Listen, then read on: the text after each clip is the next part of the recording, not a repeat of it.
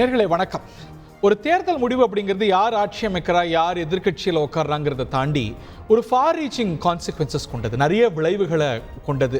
வெற்றியாளர்கள், பிரதான எதிர்ப்பாளர்களை தாண்டி போட்டியிடுற அத்தனை இயக்கங்களுடைய செயல்பாட்டிலையும் அது தாக்கத்தை உள்ளடக்கக்கூடியது. கட்சிகள்லாம் சொல்வது ஒரு தேர்தல் வெற்றியோ தோல்வியோ ஒரு இயக்கத்தை பாதிச்சிடாது, அது ஒத்த நோக்கம் கொண்ட கொள்கையுடைய வீரர்களால் ஆன ஒரு இயக்கம் அப்படின்னு கட்சிகள் சொல்வது உண்டு. ஆனால் அந்த இம்பேக்டை பல தேர்தல்களில் நம்ம பார்த்துருக்கோம். இந்த தேர்தல் வெற்றி தமிழ்நாட்டில் திராவிட முன்னேற்ற கழகத்துக்கு பெரிய வெற்றியை கொடுத்துருக்கிறது. தேசிய அளவில் மீண்டும் நரேந்திர மோடி ஆட்சி ஒரு கூட்டணி மந்திரி சபையோடு உருவாகி இருக்கிறது. தமிழ்நாட்டில் இதை தாண்டிய ஃபார் ரீச்சிங் கான்சிக்வன்சஸை பார்க்குறோம். குறிப்பாக பிரதான எதிர்க்கட்சியாக இருக்கக்கூடிய அதிமுக.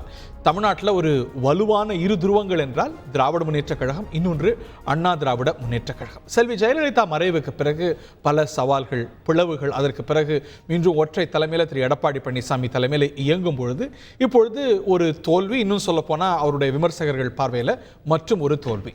இது அவங்க தரப்புலேருந்து திரு வேலுமணி பேசும்பொழுது பாஜகவோட கூட்டணி வைத்திருந்தால் 30-35 சீட்டு வந்திருக்கும், அதை அண்ணாமலை தான் கெடுத்துட்டார்னு சொல்ல அதுக்கு மாற்று கருத்துக்கள் அந்த இயக்கத்துக்குள்ளேயே வர திரு ஜெயக்குமார் அதிமுகவுடைய கருத்து இதல்ல என்று மறுக்க, இப்படி கூட்டணி சமாச்சாரங்களில் ஒன்றென்றால் கட்சியை ஒன்றிணைக்கணும், அப்பதான் பழைய அதிமுகவை கட்டமைக்க முடியும் என்று அதிமுகவிலிருந்து பிரிந்திருக்கக்கூடிய சக்திகள்லாம் விமர்சிக்கிறாங்க.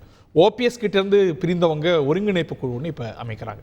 திருமதி சசிகலா மீண்டும் பேச ஆரம்பிச்சிருக்கிறாங்க, எல்லாரும் ஒன்றிணையணும், நான் செயல்பட ஆரம்பிச்சிருவேன் அப்படின்னு.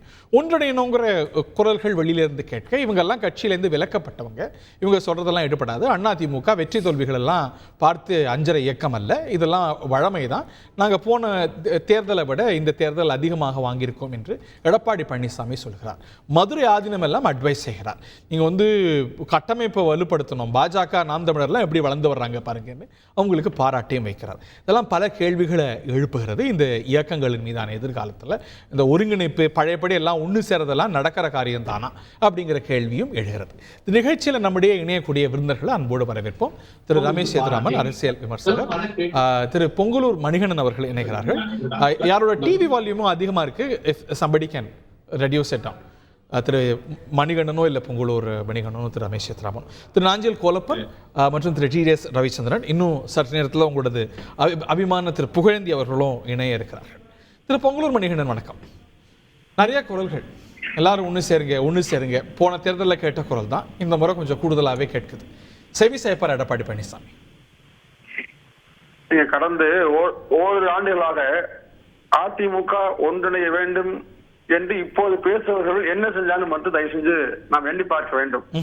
ஏன்னா இந்த 2-3 ஆண்டுகளாக அதிமுகவை பிளவுபடுத்துவதற்காக, சிறுமைப்படுத்துவதற்காக, அடிப்பதற்காக அனைத்து முயற்சிகளையும் மேற்கொண்டு விட்டு அது இயலாமல் நிலையில இனி நாம் அங்கே இணையாவிட்டால், அங்கே போகாவிட்டால் நமக்கு அரசியல் வாழ்க்கை இல்லை என்ற நிலை வந்த பிறகு ஒன்றிணைய வேண்டும். ஒன்றிணைவது என்றால் என்ன அப்படிங்கிறது, அதாவது ஏற்கனவே ஒன்றிணைப்பதற்காக மிக கடுமையாக போராடி சட்ட போராட்டம் நடத்தி கட்சியினரை எல்லாம் முழுமையாக தன் வசப்படுத்தி அதிமுக இன்றைக்கு ஒன்றாக இருப்பது என்பதுதான் உண்மை. அப்போ ஒன்றாக இருக்கிற அதிமுகவோடு இணைவதற்கு தான் இன்றைக்கு ஒற்றுமை வேண்டும் என்று வாங்குற சதவீதத்தை வாங்குறது இல்லையே, தொடர் வெற்றியோ இல்ல வெற்றி தோல்வி என்று மாற்றியோ வாங்குறது இல்லையே. இப்போ ஒரு இன்னைக்கு அடைந்திருக்கக்கூடிய ஒரு தோல்வி அப்படிங்கிறது ஒரு பெரிய தோல்வி இல்லையா? டெபாசிட் இவ்வளவு நாடாளுமன்ற தொகுதியில அதிமுகவுக்கு இதுக்கு முன்னாடி இவ்வளவு போயிருக்கா? இல்ல, பழைய அதிமுக புதிய அதிமுக இரண்டெல்லாம் நீங்க ஒரே அதிமுக தான். அது எம்ஜிஆர் நடத்தினாலும் சரி, அம்மா நடத்தினாலும் சரி, எடப்பாடி நடத்தினாலும் ஒரே அதிமுக தான். நீங்க 2014 திமுக 6 பேர் டெபாசிட் போச்சுட்டீங்களா? அன்றைக்கு விமர்சனம் திமுக மீது இதே மாதிரி வைக்கப்பட்டது. ஆனா அன்றைக்கு இதே நிலையில திமுக குறை சொன்னாங்க. ஆனா 70 திமுக எப்படி வந்ததுங்க? அதேதான் நான் 234 தொகுதியிலும் பாருங்க, ஓரிரு மாதங்கள்ல எடப்பாடியார் ஒவ்வொரு தொகுதி வாரியாக, பகுதி வாரியாக சுற்றுப்பயணம் செய்து தொண்டர்களை சந்தித்து அடுத்த கட்ட பணிக்கு தயாராகி கொண்டிருக்கிறார். இதுதான் உண்மையான ஒருங்கிணைப்பு. அப்போ ஏற்கனவே சுணக்கத்தோடு இருக்கிற அதிமுக தொண்டர்களை மிக பெரிய அளவில் வலிமை கொள்ள செய்யக்கூடிய பயணம் நிச்சயமாக அமையுங்க. அது அதிமுகவை 26ல ஆட்சி அமைப்பதற்கான அனைத்து முயற்சிகளையும் உருவாக்கும். 26 வச்சிருக்காங்க, நீங்க நமக்கெல்லாம் தெரியும். 24 விட அவங்க 26 வச்சிருக்காங்க. சோ அவங்க உத்வேகத்தோட இருக்கிறாங்க, நம்பிக்கையோட இருக்கிறாங்க. ஒரு கூட்டணி இல்ல, பிரதானமா பெரிய கூட்டணி இல்ல, அதுல 22% கிட்டத்தட்ட 1 கோடி வாக்குகள் வாங்கி இருக்கிறாங்க. கூட்டணி எல்லாம் சேர்த்தா அதுல கூட அதிமுகவுடைய லைன் ஷேர் பெருசா இருக்கலாம். என்ன கெட்டு போச்சு? ஜெயலலிதா காலத்தில் தோக்கலையா, எம்ஜிஆர் காலத்தில் தோக்கலையா? அதான் தொடர்ந்து 10 தோல்வி, நாங்கள் 11வது தோல்வி 12வது தோல்வின்னு சொல்லி மொத்தத்தை சின்னத்தை முடக்கிடணும் தேர்தல் கமிஷன். அதாவது பெர்சன்டேஜ் இறங்குச்சுன்னா தேர்தல் கமிஷனே முடிச்சிட போறாங்க. நாங்க வந்து ஒதுக்கி வச்சு அவ்வளவுதான் சார் வருது. இப்போ எனக்கு 20% ஆயிட்டு, அதுலயும் தேமுதிமுகவோட 7% இருக்கு. 7%? ஆமா சார். அந்த இல்ல சார், விஜயகாந்தோட அனுதாபாலை எல்லாம் நிறைய கிடைச்சிருக்கு சார். அதை வச்சு தானே சார் இப்போ நீங்கள் சட்டமன்றத்தில் 2021 இப்போ அவர் எடப்பாடி பழனிசாமி 2019 அவருடைய தொகுதியில் தோற்று போனேன்னு சொல்லி ஒரு கணக்கு கொடுத்தாரு.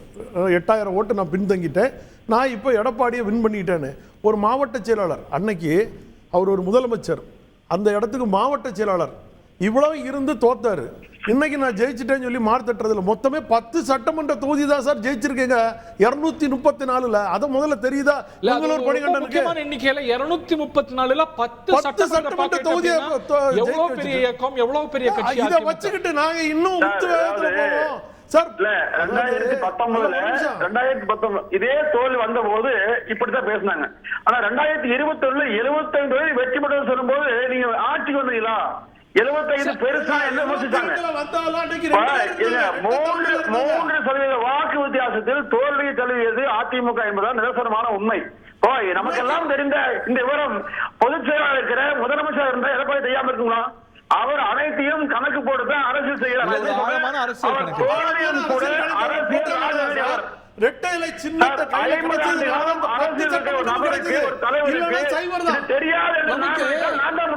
அதாவது பொங்கலூர் மணிகண்டன நீங்க கொஞ்சம் கேளுங்க. நாம் தமிழர் கட்சிக்கு கீழே போயிட்டோம். நாம் தமிழர் கட்சிக்கு நம்ம கீழே போயிட்டோம். அதிமுக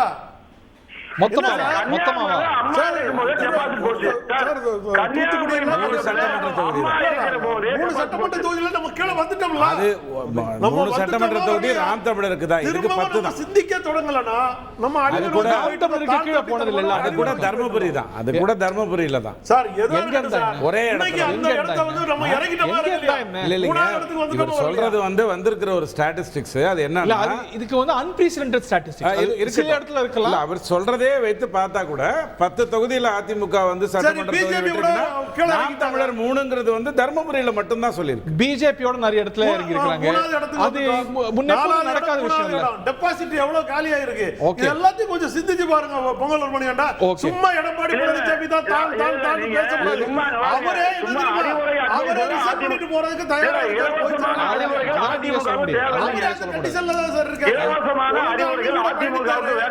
ஒழுங்கா அறிவுரைகள் வந்து 3 வந்து பிடிச்சாரு.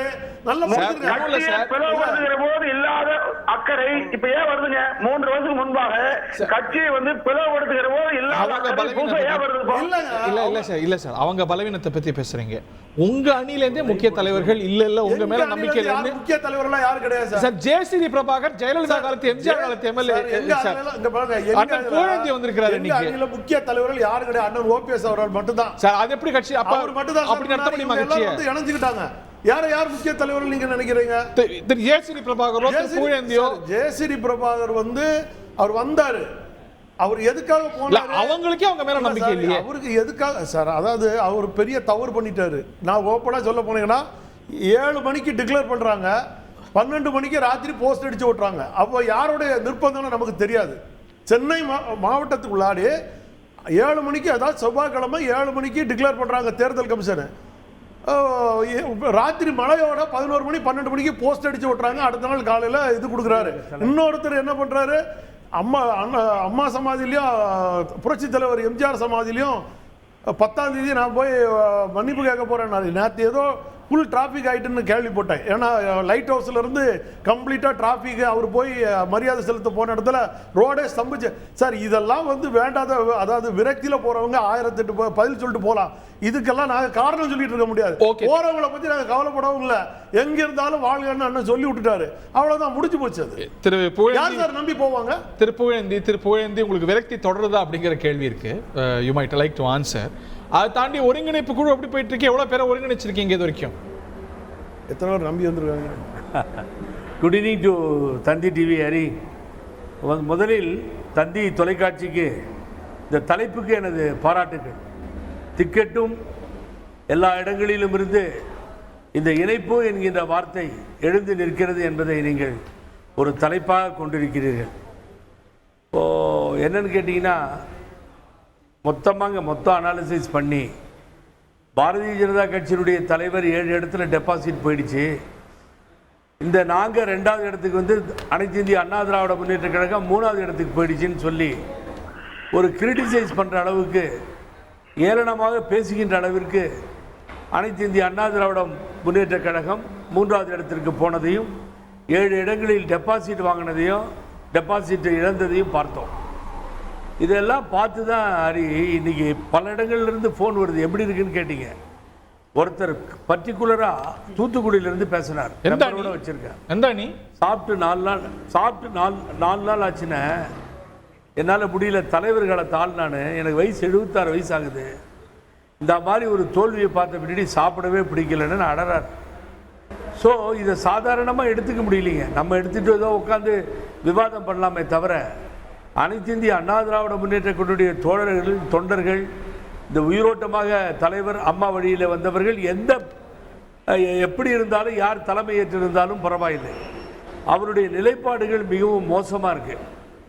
நான் அன்பு நண்பர் பேசிகிட்டு இருக்கும்பொழுது, ஆர்கியூ பண்ணும்பொழுது கேட்டேன். நான் சொல்கிறேன், ரொம்ப வேதனையோடு சொல்கிறேன் உங்களுக்கு. அவர் அதுக்கு வந்து எந்த பதிலை சொன்னாலும் அது சரியான அவரே யோசனை பண்ணிட்டோம். ஆண்டிப்பட்டி எடுத்துக்கோங்க ஹரி. ஆண்டிப்பட்டி, இந்த ஆண்டிப்பட்டி தான் சரித்திரம் படைத்த, உலகத்திலேயே சரித்திரம் படைத்த ஒரு தொகுதி. தலைவர் புருக்லின் ஹாஸ்பிட்டல் அமெரிக்காவில் இருக்கார் ஹரி, உங்களுக்கு தெரியும், சரித்திரம் தெரியும். சைனை வாங்கி, ஆமாங்க, அல்ல தலைவர்கிட்ட சைனை வாங்கி உடல்நிலை சரியில்லாத அங்க ரெப்ரசன்டேட்டிவா போய் சைனை வாங்கி, அதுக்கு பின்னாடி தலைவர் சரித்திரம் படைத்தார். சரி, புரட்சி தலைவி அம்மாவும் அங்கே நின்று சரித்திரம் படைத்தார்கள். அங்க என்ன ஆச்சுன்னு கேட்டீங்கன்னா, நீங்க கூட வேதனைப்படுவீங்க. ஆண்டிப்பட்டியில் போலிங் ஸ்டேஷன் நம்பர் 28 28 வாங்கியிருக்க வாக்குகள் 8. ஆனா கமிட்டி போட்ட முகவர்கள் 18 பேர், 20 பேர். அந்த 20 பேர் வீட்டுல 5 பேர் ஓட்டு போட்டுருந்தா 100 ஓட்டு. அமமுக எவ்வளவு வாங்கிச்சு சார்? ஒரே நிமிஷம் நான் அமமுக எவ்வளவு சொல்லுங்க சார், நான் பேசிட்டு இல்ல சார். அமமுக அதிகமா வாங்கி இருக்கு சார். உங்க கூட்டணி சார், சந்தோஷப்படுங்க சார். ஒன்லி அதிமுக இல்ல நான் ஐயோ இல்ல, நான் டைவர்ட் பண்ணிட்டீங்கன்னா ஒண்ணுமே புரியாது. என்னன்னு கேட்டீங்கன்னா, போலிங் ஸ்டேஷன் 184ல 9, போலிங் ஸ்டேஷன் 224ல 3. நல்லா கேளுங்க. போலிங் ஸ்டேஷன் 230ல 2, போலிங் ஸ்டேஷன் 308ல 2, போலிங் ஸ்டேஷன் நம்பர் 309ல 1. ஓஹோ, பெரிய குளத்துக்கு போனீங்கன்னா 13ல வந்து வெறும் 7 ஓட்டு. போடி நாயக்கனூர் போனீங்கன்னா ஸ்டேஷன் 3ல 8, ஸ்டேஷன் 3 போலிங் ஸ்டேஷன் 4ல 5, போலிங் ஸ்டேஷன் நம்பர் 6ல 3, போலிங் ஸ்டேஷன் நம்பர் 33ல 5. இது மாதிரி போயிருக்கு. 295ல 8. சார், நீங்க மகிழ்ச்சி தானே சார் ஆயிடணும். நீங்க அங்க வைத்த ஓபிஎஸ் அணி கூடுதலா வாக்கு வாங்கியிருக்கு. ஏன் புலம்புறீங்க இப்போ சார்? இல்லை நான் சொல்ல வர்றது, நான் வந்து அவர் அண்ணனோட தொகுதி, அண்ணன் தொகுதியில் 2 அதிகமாக வாக்கு வாங்கியிருக்காங்கன்றதெல்லாம் நான் மறுக்க வரல. அவர் ஓபிஎஸ் அண்ணன், அவர் 6 தடவை சட்டமன்ற உறுப்பினராக இருந்தார், நாடாளுமன்ற உறுப்பினராக இருந்த இடம், அதையெல்லாம் வரல. அங்கே இன்னொருத்தர் நின்னார் போனார், அந்த கதைக்கு வரல. நான் ஏன் சொல்ல வரேன்னு சொன்னீங்கன்னா, ஏடிஎம்கே இந்த மாதிரி ரெட்டை இலக்கு அவ்வளவு வாங்கினது இல்லைங்கிறது ரொம்ப முக்கியமான பாயிண்ட் இல்லையா திரு பொங்கலூர் மணிகண்டன்? ரொம்ப முக்கியமான பாயிண்ட். ஆண்டிப்பட்டியில அதிமுக கோட்டையில கண்ணை மூடிட்டு இலைக்கு வாக்களிக்கிற தொகுதியில 8, 9, 10ங்கிறாரு. உங்களுக்கு கவலை அளிக்கலையா? அது ஒரு நோட்டபிள் பாயிண்ட் இல்லையா? அதிமுக இன்ட்ராஸ்பெக்ட் பண்ணணுங்கிறதுக்கு ஒருபான சொத்துக்கு ஒரு சோறு பதமா பார்க்கலையா? திரு புகழேந்தி சம்திங் ஹரி சார், சமீப காலமாக அதாவது அதிமுக பற்றியும் எடப்பாடியை பற்றியும் இந்த கூட்டணி குறித்த வதந்திகளை, சில விசமைகள் வேண்டும் என்றே பார்ப்பாங்க.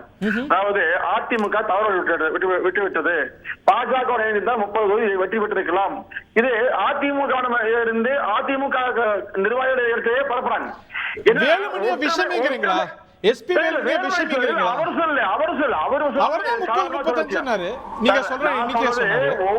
அவர் சொன்னது வேற விதமா சொல்லிக்காங்க, அது வேற.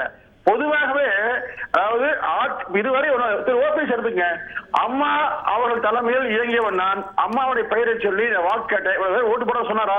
எனக்காக 24 மணி நேரம், தேர்தலே 10 மணி நேரம் டைம் முடிய போகுது, 24 மணி நேரம் பணியாற்றி வாக்கு வாங்கி கொடுத்தாலும் சொல்லி அண்ணாமலை பாராட்டுற ஓபிஎஸ் எப்படி அதிமுக ஏற்றுவாங்க?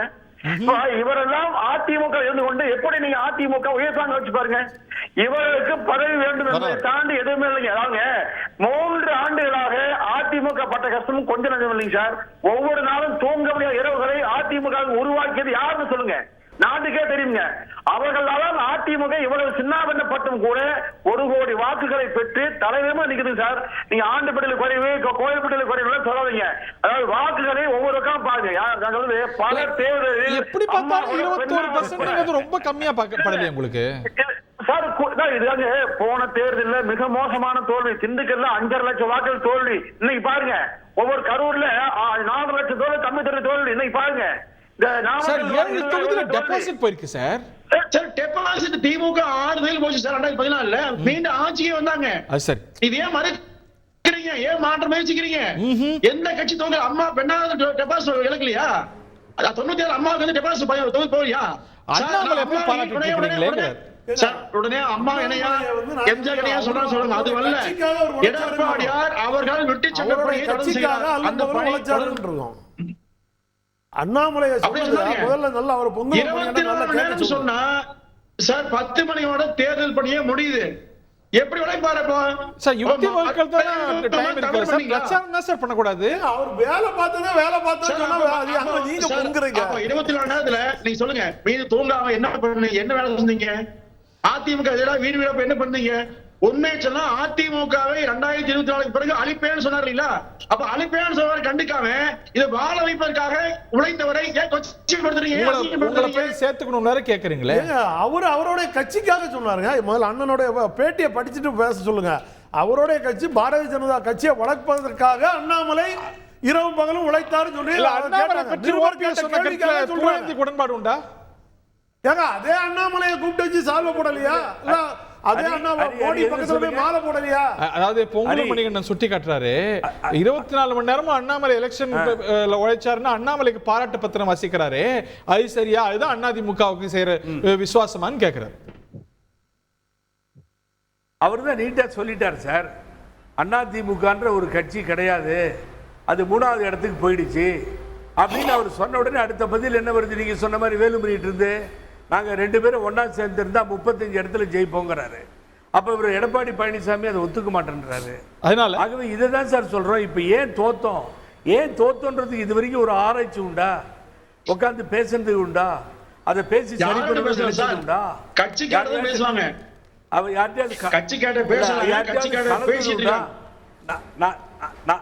நான் என்ன சொல்றாரு நான் என்ன சொல்றேன், ஒன்றும் கெட்டு போகலை இப்போ நாட்டில். அதாவது அவருடைய கட்சி அண்ணாமலை அவர் பேசுறார், அவர் முதலமைச்சர் ஆகணுன்றாரு. அந்த பாரதிய ஜனதா கட்சி ஆட்சிக்கு வரணும் 2026 சொல்றாரு. அது அவரோட கட்சி, அவரோட நிலைப்பாடு. அவர் என்ன வேணா சொல்லிட்டு போகலாம். ஓபிஎஸ் அவரை பாராட்டுறாரு, அது சரியா? அதான் நீங்க கேட்டதுதான் சரி. அவருடைய ஏளனத்திற்கும் அவருடைய கிண்டலுக்கும் கேலிக்கும் ஏன் வந்து பதில் சொல்ல வேண்டிய சூழ்நிலை வந்துருச்சு இல்ல? அதை யோசனை பண்ணும்ல. ஏன் பேசுறாரு? அதிமுக கீழறங்கி வந்துருச்சு. இந்த மாதிரி ஒரு நிலைமைகள் போகுது. ஒண்ணு சொல்றது புகழேந்தி பொய்யா நிஜமான்ற வேணா அனுப்புறேன், டீட்டெயிலா அனுப்புறேன். ஆகவே எல்லாருக்கும் ஃபீலிங். நீங்க எங்க யாரை எடுத்துக்கோங்க, அவர்கிட்ட இருக்க தொண்டர்களே எடுத்துக்கோங்க, ரொம்ப நொந்து போய் உட்கார்ந்துருக்காங்க தமிழ்நாட்டில். அதுக்குதான் ஒருங்கிணைப்பு வேணும், கோஆர்டினேஷன் வேணும்னு சொல்றேன். 2 தரப்புல தொண்டர்களும் ஏமாந்துருக்காங்க இல்ல? ஆமாமா, நிச்சயமாங்க. பாவம், அவன் அதிமுக வானோங்கி பறக்கின்ற அவளுக்கு கொடியேந்திய தொண்டனாக இருந்தா, உண்மையான ஏடிஎம்கே காரணம் இருந்தா நொந்து போய் தான் இருக்கும் தானே. நொந்து போயிருக்கிறனால தானே அண்ணா ஒருங்கிணைச்சு வாங்க, ஒருங்கிணைப்போம் அதுதான் அவங்க இறங்கி இருக்கிறாங்க. உங்களால முடியல சார். அதாவது நான் இவங்க இப்போ நீங்க இதை வந்து இந்த டாபிக் போய் இழுத்தோம்னா நம்ம வேற மாதிரி போயிடும். அவசரப்பட்டாங்க. அண்ணன் வந்து ஒரு தேர்தல் முடிவுகள் முடித்துக்கிட்டு பிரதமரோட இதுக்கு போயிட்டு வரதுக்குள்ள நாங்கள் இத்தனை ஆண்டு காலம் 2 ஆண்டு காலம் பயணிச்சு இந்த பிரச்சனையில் நம்ம இது இருக்கும்போது எல்லாரையும் கலந்து ஆலோசிக்காமல் இவங்க ஒரு 3 பேர் சேர்ந்து தனிப்பட்ட முறையில், அது கேசி பழனிசாமியெல்லாம் அவர் தனிப்பட்ட முறையில் இருக்கிறாரு, இவங்க எடுத்த முடிவுகள் அவசரப்பட்டதுனால அங்கே வெடிக்க வேண்டியது வெடிக்காமல் நிப்பாட்டி விட்டது இவங்களால. அப்படியா? அங்க ஒழுங்கா வெடிச்சிருக்கோம், அங்க வெடிச்சிருக்கோம். இவங்க அவசரப்பட்ட அந்த பேட்டி கொடுத்ததுனாலயும் ஓபிஎஸ் கிட்ட ஆளு சொல்லிட்டாங்க. சிந்திக்க தொடங்கினாங்க. அதை நான் பேச விரும்பல. அது டாபிக்கும் இல்ல. அது என்ன டாபிக் தந்தியிலோ அதை பேசி இல்ல. ரிலேட்டட் டாபிக் தானே இது. You don't want பதில் சொல்லணும்னா respect your decision. நோ சரி Okay. நான் என்ன சொல்றேன், அது என்னுடைய விருப்பம், அது உங்க விருப்பம், அது நான் தனிப்பட்ட விருப்பம். ரெஸ்பாண்ட் பண்றது பண்ணாலும் உங்க விருப்பம். நீங்க என்னுடைய சொந்த விஷயம். அண்ணா ஓ பன்னீர்செல்வம் வந்து அழைக்கிறாருன்னா அவருடைய சொந்த விஷயம். நான் வேண்டாம்னா விலகி நான் போய்கிட்டு இருக்கேன், அது என்னோட சொந்த விஷயம். ஆகவே நீங்க நாங்க வச்சிருக்க உரிமை மீட்பு குழு ஓபிஎஸ் அவர்களின் தலைமையில தான் என்னை ஏன் கட்சி விட்டு எடுத்துட்டாங்க, என்னை ஏன் கட்சியில சேர்த்தாங்க, இப்படி எல்லாம் பேச முடியாது. அது அவர் இஷ்டம் எடுக்கிறாரு, அவர் இஷ்டம் சேர்க்கிறாரு, சேர்ந்துக்கிறார் ஒருத்தர். That is different. நீங்க இங்க விஷயத்துக்கு வாங்க. ஒருங்கிணைப்பு என்ன ஆச்சுன்னு கேட்டீங்க. ஒருங்கிணைப்பு நிச்சயமா நடக்கும், நல்லபடியா போயிட்டு இருக்கு. Definitely we will succeed the matter. எப்படின்னு அடுத்த ரவுண்ட்ல நான் கேட்கிறேன். திரு ரமேஷ் சேதுராமன்ட்டியும் திரு ரவிச்சந்திரன்ட்டியும் வரவே இல்லை. I have to come to you. திரு ரமேஷ், இது வந்து அதிமுக தரப்புல அங்க வந்து எப்படி தலைமை வந்து கூட்டணி எல்லாம் இல்ல, நம்ம போற பாதை சரி அப்படின்னு நினைக்குதோ அதே எண்ணம் தான் தமிழ்நாடு பாஜக தலைமைக்கும் இருக்கு அப்படின்னு. இதே பயணம் தொடர்ந்து ரெண்டு பேருமே அவங்க இயக்கத்தை வளர்க்கணும் அப்படிங்கிறதுல உறுதியா இருக்கிறாங்க. ஸோ இணையும் போது அதோட ஐடென்டிட்டி மாறி போயிடுது, அதில் ஒரு குழப்பம் வந்துடுது அப்படின்னு நினைக்கிறாங்க.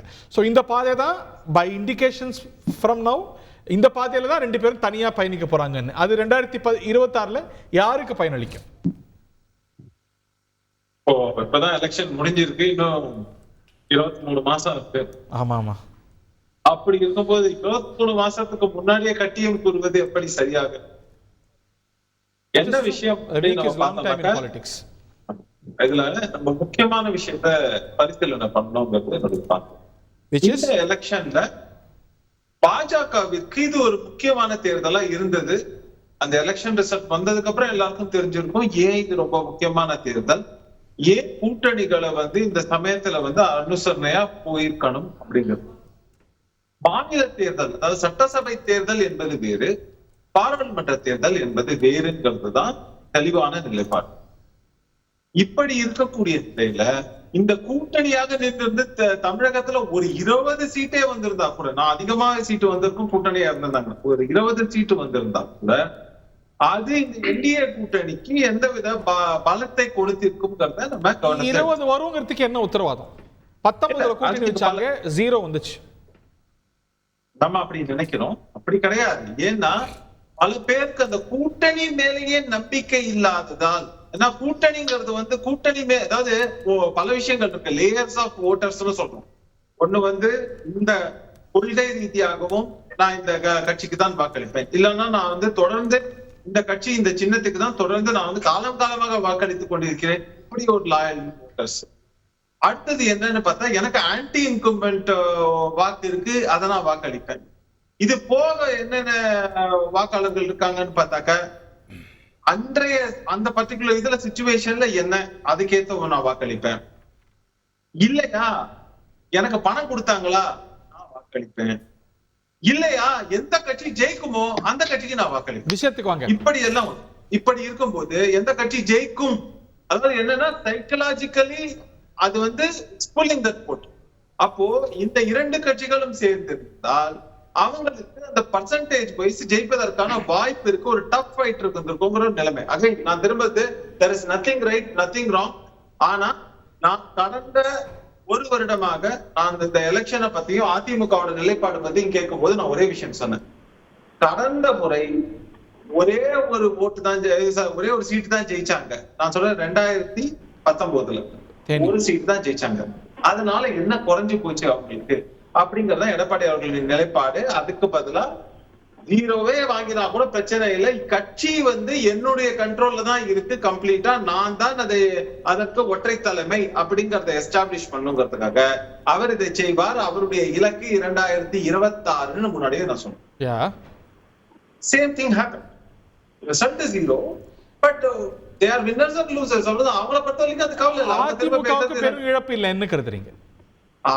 அதிமுகவிற்கு ஒரு கட்சியாக பார்த்தீங்கன்னா நீங்க அது பெரும் இழப்புங்கிறத வந்து நீங்களும் நானும் சொல்லலாம். இல்ல அதாவது நான் புரிஞ்சு விரும்புறேன், பாஜகவா அதிமுகவா என்றால் இதுல வந்து இழப்பு பாஜகவுக்கு கூடுதல்ங்கிறீங்க இந்த அவுட்கம்னால? ரெண்டு பேருக்கும் இருக்கு. ஏன்னா என்டிஏங்கிற ஒரு பெரும் பலம்ங்கிறத வந்து அதிமுக இழந்திருக்கு. நீ சந்திரபாபு நாயுடு திரும்ப பதவியில உட்கார வைத்திருப்பது எது?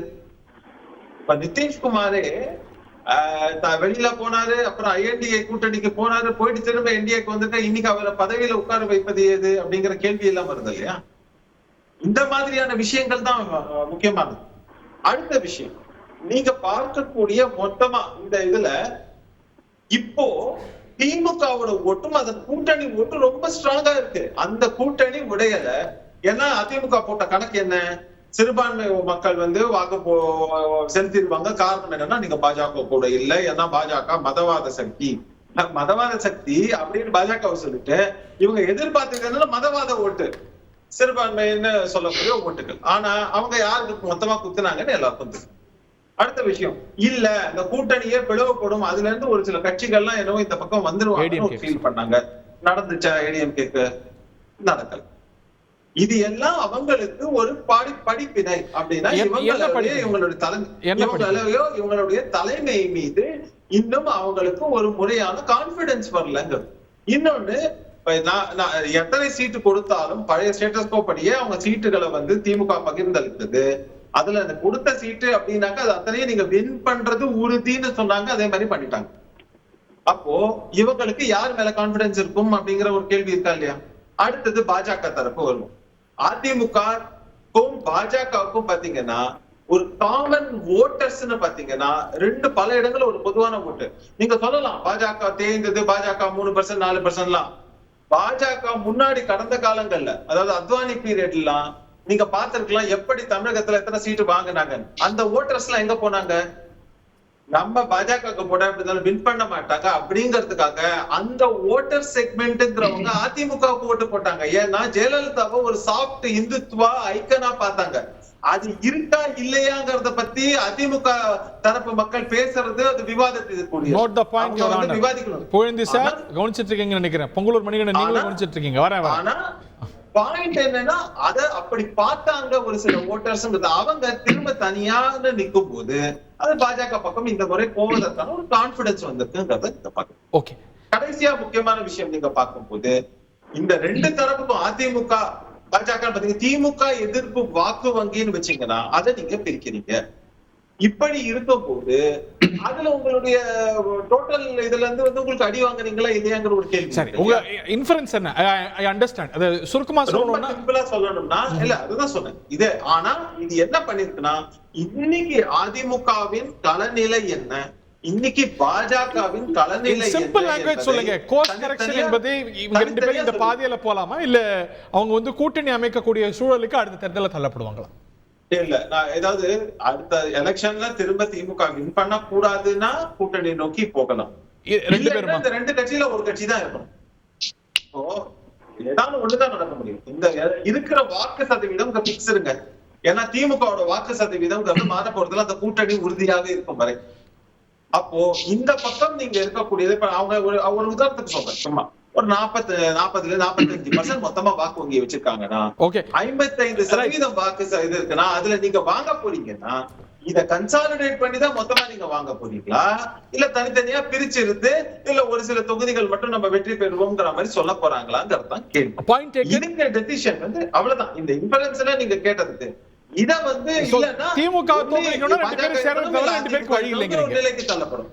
அப்படியே பொங்கலூர் மணிகண்டன் ரொம்ப சுருக்கமா நான் உங்கள்கிட்ட இடைவெளிக்கு அப்புறம் விரிவா வரேன். ரொம்ப சுருக்கமா பொங்கலூர் மணிகண்டன்.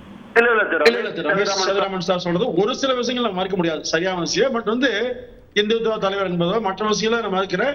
அதே சமயம் அதாவது அதிமுக குறித்தான சில விஷயங்களை தவறா ஏன் சொல்றாங்கன்னா இப்போ அந்த ஓட்டுகளை பிரிப்பது எழுதி வைக்கிறாங்க.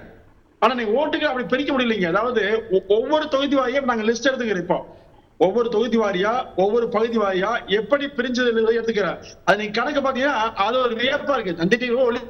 நீங்க உண்மையில் ஒவ்வொரு பகுதியில் நாங்க நேரடியா கண்காணித்து கவனித்து எடுத்த விதத்தில் பார்க்கிற போது அது உண்மையில் அதிமுகவுக்கு இழப்பே அல்ல, அதிமுகவுக்கு பாதிப்பே அல்ல.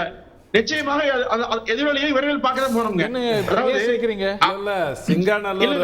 ஒரு நிமிஷம் சோழிங்கநல்லூர் சொல்லிடுறேன். 2019 88,000 வாக்கு, 2021 1,36,000 வாக்கு, 2024 நீங்க 65,000 வாக்கு வாங்கினீங்க, பிஜேபி 81,000 வாக்கு வாங்கிச்சு. கணக்கு போட்டுக்கோங்க.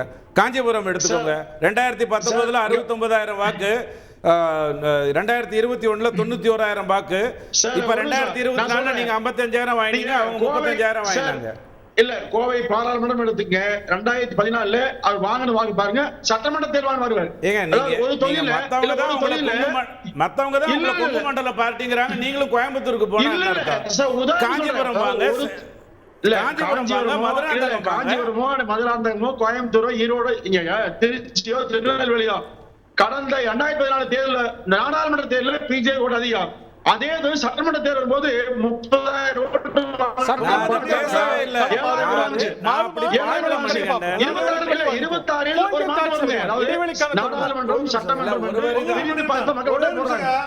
இந்த சட்டமன்றத்தை பேசுறதே உங்க எடப்பாடி பழனிசாமி தான். அவரு எடப்பாடி தொகுதியில நான் ஜெயிச்சுட்டேங்கிறாரு. 10 தொகுதி திருக்கோவிலூர், உளுந்தூர்பேட்டை, எடப்பாடி, சங்ககிரி,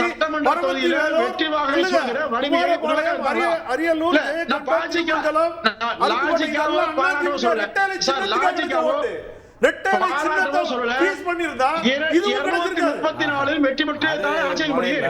மணிகண்டன், நான் ஒரு வரையில சொல்லிடுறேன். நீங்க 2021 வச்சு பேசுறதாக இருந்ததுன்னா அதுல தப்பு இல்ல. உங்களோட அபிப்பிராயம் என்னன்னா 2019 ஒரு பெரிய அலை அடிச்சது, 5 லட்சம் வாக்கு 3 லட்சம் வாக்கு வந்தது. 2021 2024 பிரிச்சு பாருங்க. நீங்க என்ன ஒத்துப்பீங்க தெரியுமா? 2 ஒத்துப்பீங்க. ஒன்னு அதிமுக அதிகம் வந்ததுன்னு சொல்லலாம், ரெண்டாவது பிஜேபிக்கு அதில் குறைந்தபட்சம் 60% 50% வாக்கு இருந்ததுங்கிறத புரிஞ்சுப்பீங்க. சட்டமன்ற தேர்தல் அப்படின்னு வரும்போது இந்த கால்குலஸ் மாறும். இயல்பான அட்வான்டேஜ் மாநில கட்சியான அதிமுகவுக்கு என்று அந்த கான்ஃபிடன்ஸ்ல அதிமுக இருக்கா? அதிமுகவுடைய அந்த கான்ஃபிடன்ஸ் வலிக்குமா? சரியான திசைதானா? இல்ல 2 தரப்பும் கோர்ஸ் கரெக்ஷன் செய்யுமா? இல்ல இருவருமே தனிப்பாதையில தொடர்வார்கள்? இந்த பகுதியை திரு டிடிஎஸ் ரவிச்சந்திரன் கிட்ட இருந்து ஆரம்பிக்கணும்னு நினைக்கிறேன். அதிமுக பாஜக கூட்டணி தவிர்க்க முடியாது, திமுக எழுத்தணும்னு ரமேஷ் சேதுராமன் போன்றவர் சொல்றாங்க. இன்னொரு குரல்கள் திருமதி சசிகலாவோ ஓபிஎஸ்ஓ இப்போ புதுசாக ஒருங்கிணைப்பு குழுவை திரு புகழேந்தி உள்ளிட்டோர் ஆரம்பிச்சிருக்கிறாங்க. அவங்கெல்லாம் ஒருங்கிணைப்பு அப்படிங்கிறது அத்தியாவசியம், அப்போ தான் அதிமுகவை பலப்படுத்த முடியும் அப்படிங்கிறாங்க. Is that not innovative? ரெண்டுத்துக்கும் ஒரு வரையில் பதில் சொல்லிடுறேன். எடப்பாடி ஐயா எந்த ஒரு காரணத்தை சொன்னாரோ, அதாவது சிறுபான்மையினர் வாக்கு பிஜேபி இருந்தால் வராது அப்படின்னு அவர் சொன்னதும், தேசிய கட்சிங்கிறதுனால நான் மாநிலத்துக்கு எந்த பலனும் இல்லை அப்படின்னு சொன்னதையும் அவர் வாபஸ் பெற்றாலோ அல்லது இல்லை அது தவறு தான் அப்படின்னு உணர்ந்தாலோ அதுக்கப்புறம் ஒருங்கிணைந்தால் அதில் அர்த்தம் இருக்கும். இது ரெண்டையும் அப்படியே வச்சுக்கிட்டு நீங்கள் ஒருங்கிணைஞ்சிங்க அப்படின்னு சொன்னால் இது பயன் தராது. நம்பர் 1, எடப்பாடி ஐயா பேசுகிறதா இருந்ததுன்னா சிறுபான்மையினர் வாக்குக்கு அதுக்கும் சம்மந்தம் இல்லைன்னு அவர் இந்த தேர்தலில் உணர்ந்திருப்பார். நான் உங்களுக்கு சில ஸ்டாட்டிஸ்டிக்ஸ் கொடுக்குறேன். அதே மாதிரி சிறுபான்மை ஓட்டு கூட ஒரு தேர்தல் அப்படியே மாறிடாது இல்லை. உதாரணத்துக்கு பார்த்தீங்கன்னா செல்வி ஜெயலலிதா 2004 பிஜேபியோட கூட்டணி வைக்கிறாங்க. அதுக்கு பிறகு ஏடிஎம்கே அபரிமிதமான ஓட்டு வாங்குறது அப்படின்னு பார்த்தா 2014 தான். அப்போதான் சிறுபான்மை வாக்குகள் உட்பட ரொம்ப கணிசமாக எல்லாமே ஒரு பிரம்மாண்டமாக வந்திருக்குன்னு பார்க்க முடியும். So it took time for Jayalalithaa. நீங்கள் எடப்பாடி பழனிசாமிக்கு ஒரு தேர்தல் ஆகலாம், 2 தேர்தல் ஆகலாம். 98 99 கம்பேர் பண்ணுங்க. 96 ஏறத்தாழ அவங்கள மூடிட்டீங்க, பட்டு புடவை செருப்பெல்லாம் காட்டி. 98 அவங்க பவுன்ஸ் ஆகி வர்றாங்க, பாராளுமன்ற தேர்தலில் பவுன்ஸ் ஆகி வராங்க. வித்தின் ஒரு 13 மாதத்துக்குள்ளே எல்லாமே மாறிடுது, தேர்தல் மாறி நிற்குது. இங்கே இருந்தவங்களாம் அங்கே போயிடுறாங்க, அங்கே இருந்தவங்களாம் இங்கே வர்றாங்க. பட் ஹவ் ஷி மேனேஜ் அந்த என்டையர் எலெக்ஷனை நான் யாரையும் கம்பேர் பண்ணலை. ஆனால் அதிமுக தொண்டனுக்குன்னு ஒரு மரியாதை உண்டு. அவன் என்ன பண்ணுறான், பழனியில், வெள்ளக்கோயிலில், காங்கேயத்தில், பழனியில், ஒட்டன்சத்திரத்தில், நத்தத்தில் எல்லா இடத்துலையும் 7000 8000 வாக்கு அதிமுகவுக்கு தான் கொடுக்குறான். மாறிடுச்சு. 98 ஜெயிச்சாங்க, 99 அவங்க மேலே குற்றச்சாட்டு வருது, ஆட்சியை கவுத்துட்டாங்கன்னு குற்றச்சாட்டு வருது. ஆனால் பழனியில் உங்களுக்கு சிறுபான்மையினர் வாக்கு இல்லையா? அந்த இடத்துல அவங்களால எப்படி வெற்றி பெற முடிஞ்சது? அல்லது திண்டுக்கல் எடுத்துக்கோங்க, திண்டுக்கல்ல 6 தொகுதியிலையுமே 12,000 7,000 வாக்குகளை பெற்று அவங்க வெற்றி பெறுறாங்க. நான் சொல்கிறது 99 பாராளுமன்ற தேர்தலில் திண்டுக்கல்ல இருக்கக்கூடிய 6 சட்டமன்ற தொகுதியில் வாங்குற வாக்குகளை பற்றி சொல்கிறேன். திருநெல்வேலியும் அதே மாதிரி தான் பண்ணுறாங்க. 99 she could bounce back.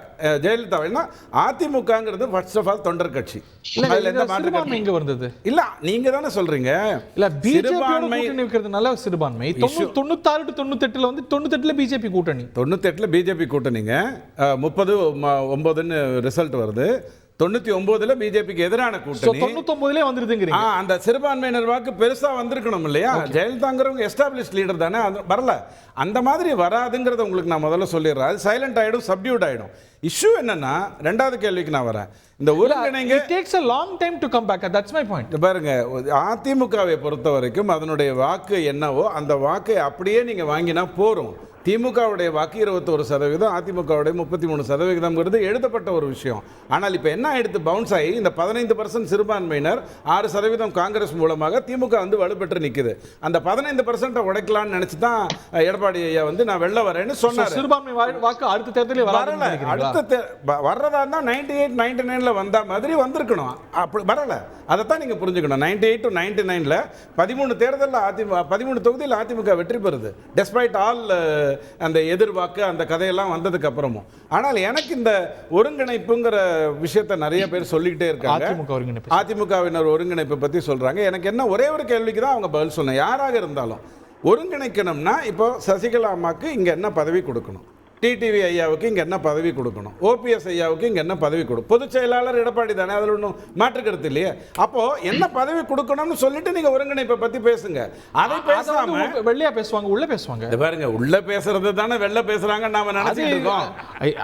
உங்களுக்கும் தெரியும் இயல்பான அரசியல். இல்ல இல்ல இல்ல, ஒரு முடிவு இல்லாம அது வெளியில நீங்கள் பேசுவது. நீங்க ஒரு நிமிஷம் சார், நான் முடிச்சிடுறேன். நீங்க ரொம்ப நேரமா பேசிட்டு இருந்தீங்க. அதாவது அதிமுகவை பொறுத்த வரைக்கும் ஜெயலலிதா அம்மா அனுப்பப்பட்ட அந்த காலகட்டத்துக்கு பிறகு அதுக்கு மெயின் குற்றச்சாட்டு இவங்க காப்பாற்றிருக்கலாம், இவங்க காப்பாற்றலை அப்படின்ற குற்றச்சாட்டே சசிகலா அம்மா மேலே தான் அடிப்படையில் வந்து தப்பு பண்ணாங்க தப்பு பண்ணலைங்கிற விவாதத்துக்குள்ளே நான் போக விரும்பல. ஆனால் இவங்க காப்பாற்றி இருந்திருக்கலாம், உண்மையே இவங்க சொல்லலை அப்படிங்கிறது தான் கேள்வியாக வந்தது. இப்போ அவங்கள பொதுச் செயலாளர் ஆக்குறதா அல்லது டிடிவி தினகரனை என்ன பண்ணணும், என்ன பொசிஷனுக்கு கொண்டு வரணும், இதுக்கு விடை தெரியாமல் ஒருங்கிணைப்பை பற்றி பேசாதீங்க. ஏன்னா தொண்டர்களை பொறுத்த வரைக்கும் அவங்க எப்போதுமே ஒரே கோணத்தில் தான் இருக்காங்க. ரெட்டலைக்காக வாக்களிக்கிறாங்க, இல்லை ரெட்டலைக்காக வாக்களிக்கலாம், அவ்வளோதான். ஒருங்கிணைப்பு கோஷி இம்ப்ராக்டிகல். ஒருங்கிணைப்பு கோஷி பேசுறதாக இருந்தா இவருக்கு இதை கொடுக்கணும், இவருக்கு இதை கொடுக்கணும், அந்த ரெகன்சிலேஷன் டீல் பேசணும். ஆனால் அதை பேசாம, ஆனால் எடப்பாடி ஐயா பொறுத்த வரைக்கும் சில தவறுகளை, அதாவது எல்லாத்தையும் கரெக்டாக மேனேஜ் பண்ணாரு. அந்த பொதுச் செயலாளர் ஆற வரைக்கும் அந்த அதிமுகங்கிறது குடும்ப கட்டுக்குள்ள வரக்கூடிய கட்சி இல்லைங்கிறதுல ரொம்ப தெளிவாக இருந்தார். ஆனால் எங்கெங்கெல்லாம் தப்பு பண்ணாருன்னு சொன்னா, இப்போ இந்த ரஜினிகாந்த் ஒரு கட்சியை தொடங்குறாருன்னு சொன்னா, இதுக்கு பதில் வாங்கிட்டோம். அது புகழேந்தி ப்ளீஸ். இது வந்து இம்ப்ராக்டிக்கல், நீங்க வச்சிருக்கிற டர்ம்ஸ் ஆஃப் ரெஃபரன்ஸ் இம்ப்ராக்டிக்கல். எப்படி சேர்ப்பீங்க? டூ many என்ன பதவி, யார் தலைமையில, எப்படி இவங்களெல்லாம் அகாமடேட் பண்ண முடியும்? அதாவதுங்க, ரைட், கரெக்ட். இப்போ இந்தியா வர முடியல, திருப்பியும் பாரதிய ஜனதா கட்சி வந்துடுச்சு. அதனோட பிரதமராக நரேந்திர மோடிஜி வந்துட்டாரு. அந்த உடனே எல்லாம் கூடி பேசி தான் நிதிஷ்குமாருக்கு இந்த கட்சியில் இந்த மந்திரி, அப்புறம் சந்திரபாபு நாயுடுக்கு இது, குமாரசாமிக்கு இப்படின்னு சொல்லி பிரிச்சுக்கிட்டாங்க. ஹரி சொன்ன மாதிரி இல்லை, இப்போ கூடுறதே முதல்ல எல்லாரும் சேரணும்னு ஆசைப்படுறோம், சேர்க்கணும்னு ஆசைப்படுறோம். அதுக்கு வேட்டு வைக்கிற மாதிரி கீழே இருந்து ஏங்க உங்களுக்கு என்னங்க கிடைக்கும், உங்களுக்கு என்னங்க கிடைக்கும்னா எவ்வளவு அழகா நீங்க என்ன பரிந்துரைக்கிறீங்கன்னு கேக்குறேன். நீங்க தான் ஒருங்கிணைப்பு குழு, உங்களோட அஜெண்டா வந்து ஒருங்கிணைக்கிறது தான உங்களோட அஜெண்டா. நீங்க என்ன பரிந்துரைக்கிறீங்க? சசிகலா அம்மாவுக்கு என்ன பதவி கொடுக்கணும்? இல்ல இல்ல, டிடிவி தினகரன் ஐயாவுக்கு என்ன பதவி கொடுக்கணும்? ஒருங்கிணைக்கிற இல்ல இல்ல இல்ல, எந்த விதத்துல உங்களுக்கு பாதிப்பு ஏற்பட்டிருக்கு சார் சொல்லுங்க. பாருங்க, நான் ஒரு இந்திய குடும்பம், எந்த விதத்துல பாதிப்பு பாருங்க, நான் வந்து அஜெண்டா இருக்கா இல்ல எனக்கு பாதிக்கிறது. நீங்க 5 ஸ்டாண்ட் எடுத்தீங்க கடந்த 3 வருஷத்துல. நான் கேள்வி ஏன் கேட்கலன்னா அது உங்க பிரச்சனை. ஆனா நான் வந்து அத பத்தி 50 ஸ்டாண்ட் எடுக்கிறது என்னோட விருப்பம், உங்க விருப்பம் இல்ல. இப்ப நான் அதே தான் சொல்றேன். 50 ஸ்டாண்ட் எடுக்கிறது என் விருப்பம். ஒருங்கிணைக்கிறதுன்னு சொன்னா அவங்களுக்கு என்ன பதவி கொடுக்கணும் அதை சொல்லுங்க. இன்னைக்கு பாருங்க, இதே தந்தி தொலைக்காட்சியில ஒரு நிமிஷம், இதே தந்தி தொலைக்காட்சியில 2 மாசம் முன்னாடி பேசும்போது அண்ணாமலை என்னங்க சீட்டு கொடுக்கறது, அவர் எதுக்குங்க சீட்டு கொடுக்கறதுன்னு பேசுறோம். அடுத்த நாள் என்ன சொல்றோம், இல்ல அண்ணாமலை ஐயா இவ்வளவு உழைச்சாரு இப்படி இருக்காருன்னு பேசுறோம். நிலை மாறுறதுங்கிறது அரசியல்வாதிக்கு ரொம்ப இயல்பு. எனக்கு அதுல பத்தி கவலை இல்லை. நான் கேட்கிற கேள்வி, ஒருங்கிணைக்கணும்னு சொன்னா அவர்களுக்கு என்ன பதவி கொடுக்கணும்? பதில் வாங்க. நான் இன்னைக்கும் சொல்றேன், மாறாம சொல்றேன், மாறவே இல்லை. அண்ணாமலை என்ன பதவி கொடுக்கிறது தான் கேட்டுட்டு இருக்கேன். ஐ நீஸ் பாதர் தொகுதி அண்ணாமலை பதவி கொடுத்து வாங்குறேன். அதிமுக இல்ல எனக்கு இல்ல சார், அதிமுகவில் அண்ணாமலை பதவி கொடுக்க வேண்டிய அவசியம் இல்ல. அது பாரதிய ஜனதா கட்சி. அதாவது எல்லாரும் சேர்ந்து கூடி பேசும்போது சார், அப்பதான் ஒரு முடிவு எட்டும். அதான் அறிவு உங்களுக்கு சொன்னார் பதில். எல்லாரும் உட்கார்ந்து பேசி எல்லாரும் ஒருங்கிணைக்கிறப்பதான் அந்த கேள்வி எழும். உங்களுக்கு என்ன அவங்களுக்கு என்ன, நீங்க கூடி பேசுறீங்க, நீங்க கூடி பேசுறீங்க, வந்த உடனே எனக்கு பொதுச் செயலாளர் பதவி கொடுத்தா போறோம் அப்படின்னு நீங்க கூடி பேசுறீங்க. அவர் என்ன சொல்லிட்டு வரல. இப்ப நீங்க திருமதி சசிகலா என் தலைமையிலங்கறாங்க. நீங்க இந்த கற்பனைக்கு போறீங்க. இப்ப ஏன் இந்த கற்பனைக்கு போறீங்க நீங்க? இப்போ கூட அதுதான் அவர் reality, அண்ணன் sir. ஓபிஎஸ் என்ன பண்ணாரு? என்ன திருவள்ளூர் உனக்கு எல்லாம் ஒற்றுமையா செங்கல்பட்டு எனக்கு நான் போலாமான்னு பேசுவீங்க. கூப்பிட்டாரு. ஹரி ஹரி பதில் ஹரி ஹரி ஹரி ஹரி ஒரு நிமிஷம் Go ahead, என்ன அலோவ் பண்ணுங்க, நான் சொல்றேன், உங்களுக்கு அழகா பதில் சொல்றேன். இப்போ சின்னம்மா வந்து என்ன பண்ணாங்க, எல்லாரும் ஒண்ணா சேரணும்னு சொன்னாங்க. இல்ல எனக்கு பொதுச் செயலாளரா நான் கண்டினியூ பண்ணணும், அப்பதான் நான் ஒண்ணா சேரணும்ன்ற வார்த்தை வரல. ஓபிஎஸ் என்ன சொன்னார், இப்போ எல்லாரும் ஒண்ணா சேரணும்னு சொன்னாரு. எனக்கு வந்து ஒருங்கிணைப்பாளரா நான் கண்டினியூ பண்ணாதான் சேருவேன்னு அவர் சொன்னார். அப்ப உறுப்பினர் அட்டை இப்போ கொடுத்தா போதுமா? எல்லாருமே பொதுநல கருதி பேசிட்டு இருக்கோம். இல்ல சார் கேளுங்க சார், நான் சொல்றேன் கேளுங்க சார். அதாவது அண்ணாமலை நீங்க அந்த இந்துத்துவான்னு சொன்னீங்க, அங்க பேசும்போது சொன்னாங்க இந்துத்துவா. நான் ஒத்துக்கல சார். என்னுடைய தலைவி இந்துத்துவ தலைவி இல்லை, நீங்க மடை நான் ஒப்புக்கொள்ளவே மாட்டேன். இந்து தான் அவங்க, இந்து தலைவி, நான் இந்து, நீங்க இந்து, எல்லாரும் இந்து. அவங்க உயிரோடு இருக்கும்போது யாராவது இந்துத்துவ தலைவின்னு சொன்னாங்களா? நீங்க ஒருங்கிணைப்பதை பத்தி பேசுங்க. எல்லாரும் ஆமா சார், ஒருங்கிணைவோம், எல்லோரும் சேருவோம். அப்போது உறுப்பினர் அட்டை கொடுத்தா போருமா? யார் யாருக்கு பதவின்னு அதுக்கப்புறம் ப்ராக்ரஸ் இருக்கா? தலைவர் இன்னைக்கு வந்து தலைவர்கள் ஒன்றிணைஞ்சாதான் அது வந்து அடுத்த கட்டத்துக்கு போகும். Is anybody even willing? Yes, கல்யாணம் பண்ணாதால குழந்தை பிறக்கும். இல்ல அது முதல்ல ஒண்ணா சேர்ந்து பொண்ணு மாப்பிள்ளை பிடிக்கணும்ல, மாட்டியா பின்னாடி தான். அப்புறம் நீங்க முன்னாடியே குழந்தைன்னு தெரியலையா, அதுக்கு போய் பேர் வைங்கன்னா எப்படி பேர் வைக்கல? எங்க கல்யாணம் பண்ணதுக்கு அப்புறம் ஜாதகம் பார்த்து கட்டம் சரியில்லைன்னா என்ன பண்ணுவீங்க? இல்ல பெண் வீட்டா ஒத்துக்கணும், மாப்பிள்ளை வீட்டா ஒத்துக்கணும், பெண் பிடிக்கணும், மாப்பிள்ளை பிடிக்கணும். ஜாதகம் எல்லாம் பாக்குறது இல்ல. சரி சரி சார், ஜாதகத்தையாவது பாருங்க. ஜாதகம் நான் பாக்குறேன் சார், எனக்கு வேற விஷயம் இருக்கு, நான் வந்துடுறேன். ஏன்னா பிஜேபி சார்ந்த விஷயங்கள் பேசல. புகழேந்தி ஜாதகம் பாக்குறது இல்ல பிரதர். சார், சாதகத்தையாவது பாருங்க. அதனால அது சார், இத பத்தி கவலையப்படாதீங்க. எல்லாரும் ஒண்ணா சேருவாங்கன்னு போது நீங்க அலர்ஜி, உங்களுக்கு என்னங்க உங்களுக்கே அலர்ஜி ஆகுது. ஒண்ணா சேருங்கன்னு தான் நானும் சொல்றேன். நீங்க வாழ்த்து சொல்லுங்க. இல்ல சார், நீங்க அத சொல்லுங்க, அது வெல்கம் தட். ஓகே, அத சொல்லுங்க. யூ என்ன பண்ணு எல்லாரும் சேருங்க. நான் மெயினா இந்த விஷயத்துக்கு இல்ல உங்களோட சப்போர்ட் வேணும். ஓகே இல்ல இல்ல ஒரு ரெண்டு விஷயம் ஒருங்கிணைப்பு. இப்ப எப்படி ஒன்றிணைப்பீங்கன்னு இருக்குல்ல, திரு ஓபிஎஸ் வந்து தலைமை பொறுப்பு விட்டு கொடுப்பாராம். பழனிசாமி ஆஃப்டர் இவ்வளோ ஹோல்ட் எடுத்த அப்புறம் விட்டு கொடுப்பாராம். திருமதி சசிகலா இன்னமும் நான் வந்து வழி நடத்துவேன் அப்படிங்கிறாங்க. இந்த ஒருங்கிணைப்பு அப்படிங்கிறத தொடர்ந்து பேசிட்டு இருக்கலாம். போன எலெக்ஷன்ல பேசணும், அதுக்கு முந்தின எலெக்ஷன்ல பேசணும். வாட் ஹஸ் சேஞ்ச் திரு கொல்லப்பன்? இல்லை, அதாவது திருமதி சசிகலா அம்மையார் அவங்க வந்து கேட்டுட்டு ஒன்றிணைன்னு சொல்லிட்டு அவங்க அந்தந்த டைம்ல பேசிட்டு இருக்காங்க. மீண்டும் ஒரு வரம். அதாவது அவர் எடப்பாடி பழனிசாமி தாத்தா வந்து போலி பொதுக்குழுவை கூட்டி எடுத்து அவர் 2500 வச்சு வாங்கிட்டாரு. அண்ணன் வந்து என்ன சொல்றாரு, 2026 வரைக்கும் ஒருங்கிணைப்பாளர் தொண்டர்களால் தேர்ந்தெடுக்கப்பட்டது செல்லும்.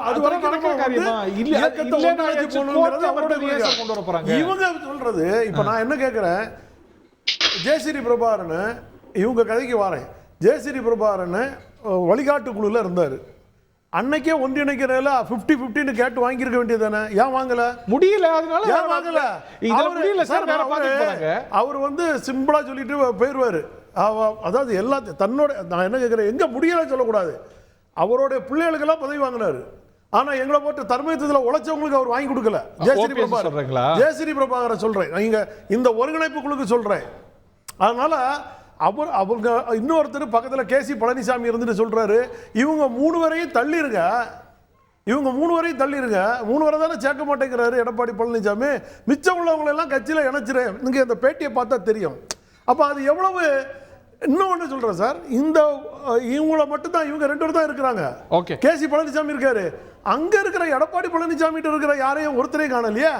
நீங்க கூட்டிட்டு வந்து வச்சுல நீங்க ஒருங்கிணைப்பு குழுன்னு பேசி இருக்கணும். அவங்க அங்க இருந்து யாருமே இல்லாம இங்க இருக்கிற 88 மாவட்ட செயலாளரை வாங்கன்னு கூப்பிட்டா இது என்ன ஒருங்கிணைப்பு குழுக்கு எனக்கு தெரியல. இந்த ஒருங்கிணைப்பு குழு அதனால அதை நாங்க கண்டுக்கிறது இல்ல. அது எப்படியோ வாழ்க வளமுடன் சொல்லிட்டு விட்டு போயிட வேண்டியதான். இல்ல நீங்க கேட்டதுக்கு முடிச்சுட்டு போறேன். நீங்க அவர் வந்து ஏதாவது ஒம்புக்கு வருவான்னு பாக்குறாரு.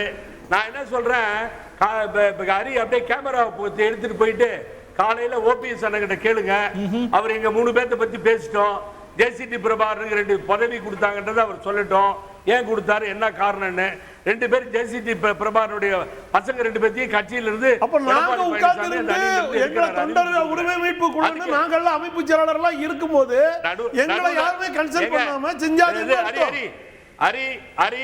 ஹரி, நான் உங்கள்கிட்ட பேசுறேன், உங்கள்கிட்ட பதில் சொல்லிட்டு இருக்கேன். சொல்லுங்க. இல்ல நான் கிராஸ் டாக் நாங்க உட்கார்ந்துட்டு இருக்கிறதுக்கு நாங்க 2 ஆண்டு காலம் போராடிட்டு இருக்கோம், ஃபைட் பண்ணிட்டு இருக்கோம். கட்சி ஒருங்கிணைக்கணும். அதாவது நீங்க சார் இவரை கட்சி விட்டு எடுத்து திருப்பி சேர்த்தது அவர்தான். அந்த உரிமை அவருக்கு இருக்குல்ல. உங்களை கட்சியை விட்டு நீங்க நீதிமன்றத்துக்கே போனீங்க.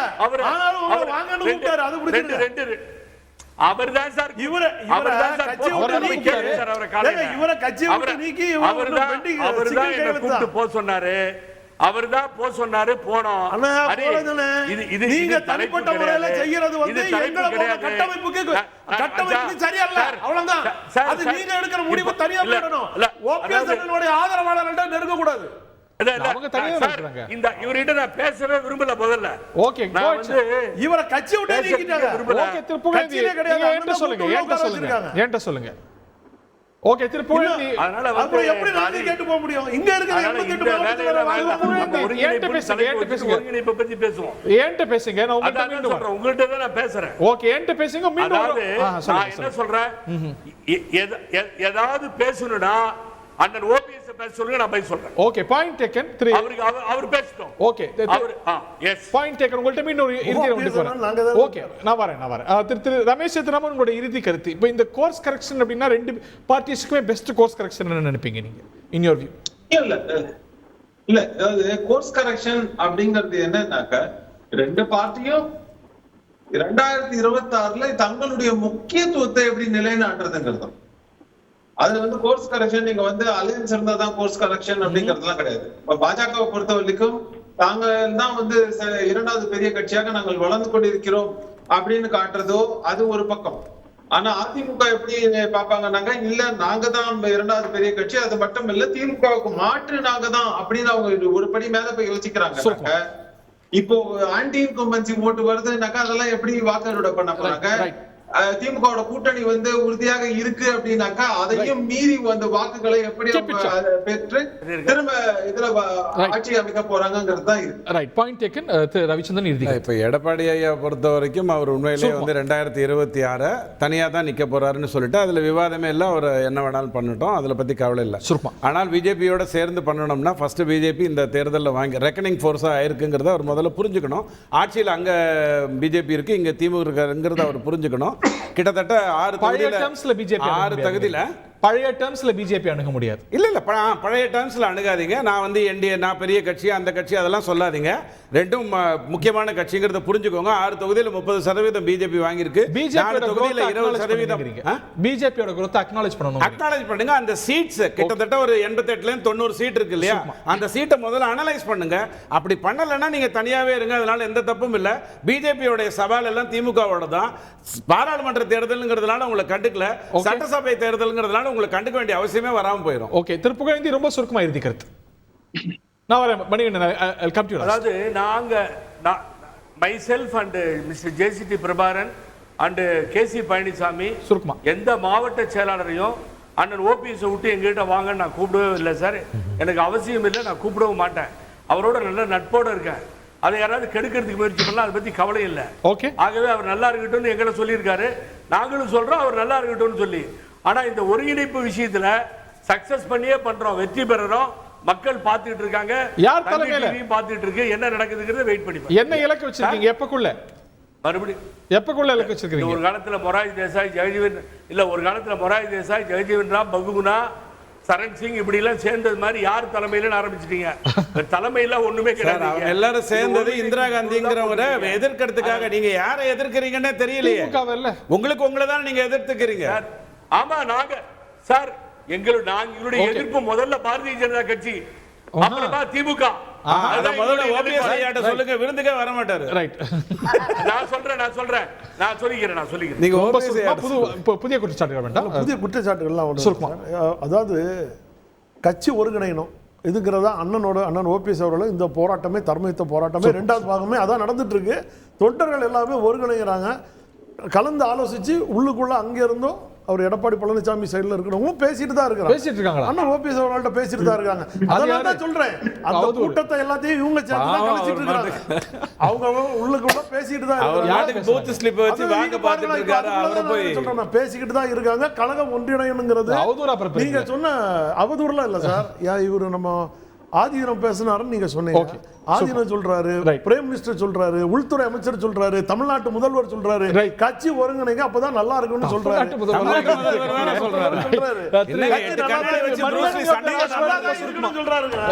கட்சி ஒருங்கிணைங்க, தேசிய கட்சிகள் நாட்டுக்குள்ள வரக்கூடாதுன்னு சொல்லி அவரு சொல்றாரு. நான் என்ன சொல்றேன், அதாவது